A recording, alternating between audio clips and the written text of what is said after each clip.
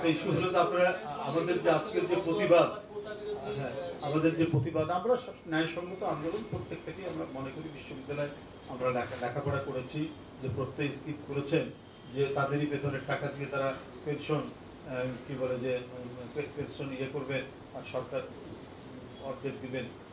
এটা তো হচ্ছে এক ধরনের তামাশা করা।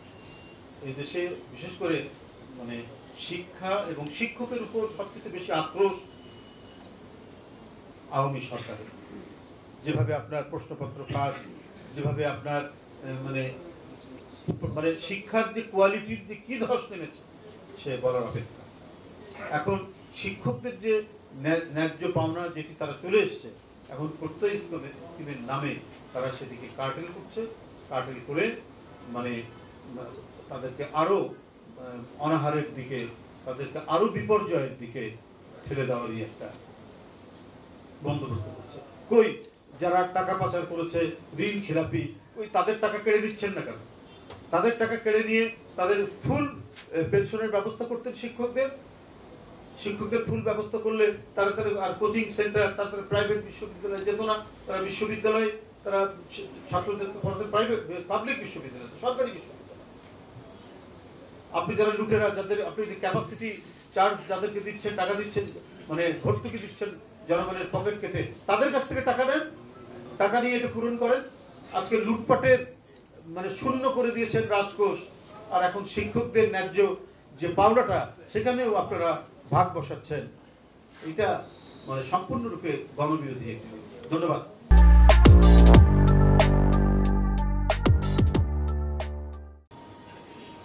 আমার সাথে সকালে সেখানকার যে আহ্বায়ক ইঞ্জিনিয়ার তালিম হোসেনের সাথে আমার কথা হয়েছে, বলছে যে আমরা লোকজন নিয়ে আমার বাসায় বসে আছি, পুলিশ চরম হুমকি দিচ্ছে, বাগেরহাটের এসপি এবং ওসি হুমকি দিচ্ছে, এবং সেখানে যে প্রধান অতিথি আছে আমাদের গবেষণা সম্পাদক কৃষিবিদ শামীম, সে সেখানে উপস্থিত আছে, অথচ তাদেরকে পার্টি অফিসে ঢুকতে এবং কর্মসূচি পালন করতে বাধা দিচ্ছে।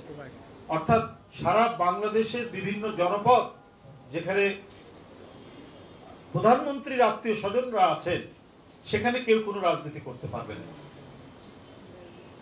গোপালগঞ্জে পারবে না, বাগেরহাটে পারবে না, এবং আরো যেখানে যেখানে রয়েছে করতে পারবে না। মানে এমন জমিদার তন্ত্র চলছে, এমন বাকশালী জমিদার তন্ত্রের মধ্যে আমরা বসবাস করছি। জনগণের পক্ষে কোনো আওয়াজ তুললে পরেই তারা যেন মানে ফিট হয়ে যায়, অজ্ঞান হয়ে পড়ে। আর এই অজ্ঞানতাকে তারা যাতে না হয় এই কারণে পুলিশকে লেগিয়ে দেয়, এই কারণে দলীয় সন্ত্রাসীদেরকে লেগিয়ে দেয়। সেই পরিস্থিতি এখানে উল্লেখ করলাম নাটোর এবং বাগেরহাটে পরিস্থিতি। আমি তীব্র নিন্দাই শুধু জানাচ্ছি না, ঘৃণাই শুধু জানাচ্ছি না, প্রতিটি অপকর্মের দায় তাদেরকে নিতে হবে, এবং কেউ কিন্তু তালিকার বাইরে থাকবেন না। যে সমস্ত পুলিশ কর্মকর্তা, যে সমস্ত সন্ত্রাসীরা আজকে এই কাজ করছে, কারণ চিরদিন কারো ক্ষমতা থাকে না এবং থাকবেও না। পতন অত্যাসন্ন, পতন হবেই, এবারে খুব দ্রুতই হবে সেই পতন। যেভাবে দেশ বিক্রি চলছে, যেভাবে নিপীড়ন নির্যাতন চলছে, এবার একটি সার্বিক এবং ব্যাপক জনগণের উত্থানের মধ্যে দিয়ে এই সরকারের পতন হবে।